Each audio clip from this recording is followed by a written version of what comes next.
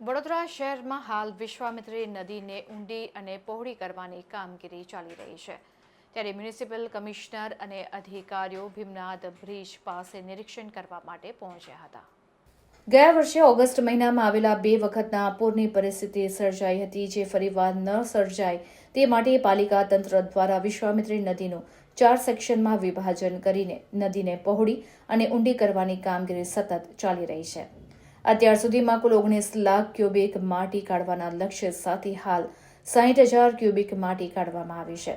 ત્યારે ભીમનાથ બ્રિજને ત્યાંથી પસાર થતી વિશ્વામિત્રી નદીમાં ચાલતી કામગીરીના નિરીક્ષણ માટે municipal commissioner Dilip Kumar Rana, deputy municipal commissioner Arpit Sagar તથા વોર્ડના મ્યુનિસિપલ કાઉન્સિલર જ્યોતિ પટેલ પાલિકાના પદાધિકારીઓએ મુલાકાત લીધી હતી.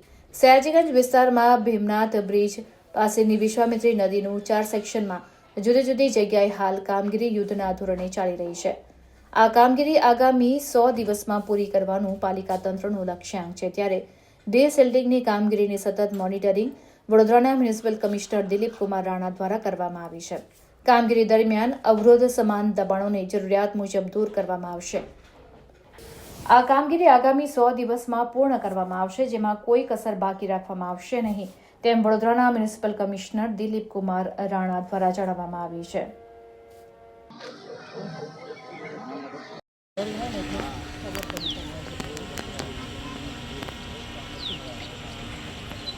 જોજો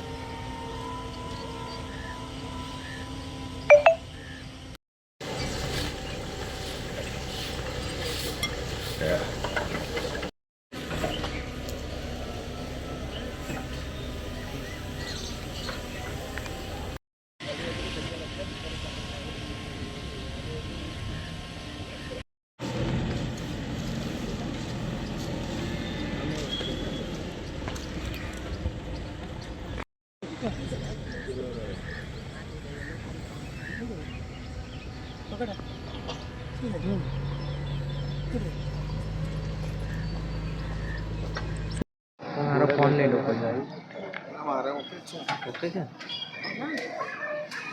ऊपर रहो, थोड़ा ऊपर रह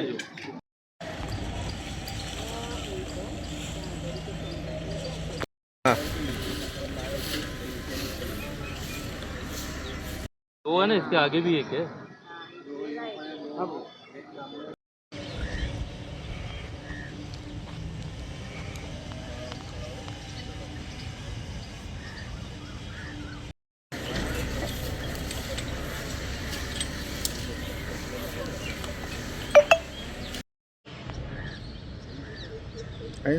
एक आप भरे पानी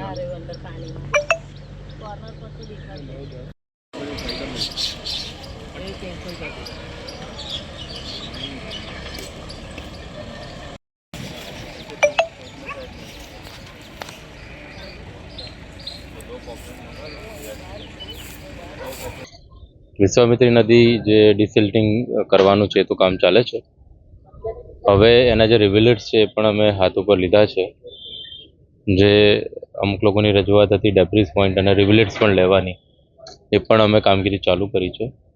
ભીમનાથ લેકનું આ રિવિલેટ છે અને એમાં આ પોન્ડમાં જેટલું પણ વર્ષોથી ડેબ્રીસ ને કચરો છે બધો સાફ કરવાનું ચાલુ છે. એનું ડિસિલ્ટિંગ કરવાનું આજે ગઈકાલ રાતથી ચાલુ કરાયું છે અને લગભગ 10 દિવસ આ પ્રોગ્રામ ચાલશે, 10 થી 15 દિવસ, અને આખું લેકને અમે ડિસિલ્ટ કરવાના છીએ. વિશ્વામિત્રીના લિંકઅપ થશે આજે વચ્ચે એ અમે ટેકનિકલ ઓપિનિયન લઈ અને પછી એમાં કરશું, પણ અત્યારે જે અમારો પ્રાથમિક ટાર્ગેટ છે એને ડિસિલ્ટ કરવાનો છે.